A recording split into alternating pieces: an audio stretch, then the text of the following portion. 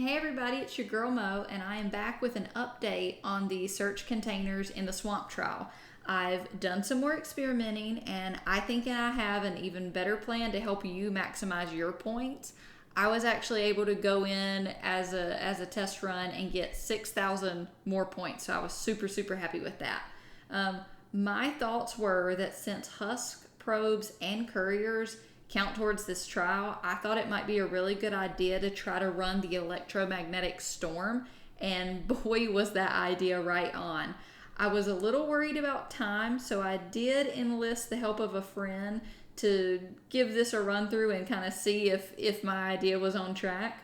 Now, I'll say this, using the electromagnetic storm condition gives you a ton more searchable items in the swamp area. I am going to include the original map that I made that shows the overall outline of what sections are considered swamp and which sections aren't. And I'm also going to give you another map that shows the main areas where probes and couriers typically spawn during those electromagnetic storm conditions. I will say it is important to note that probes and couriers typically spawn in groups of 3. It's not guaranteed, but most of the time, if you see one courier during an electromagnetic storm, there's a very strong possibility there are 2 more close by. A really good rule of thumb is looking for rising smoke. However, once someone opens it, the smoke does stop unless it's glitched.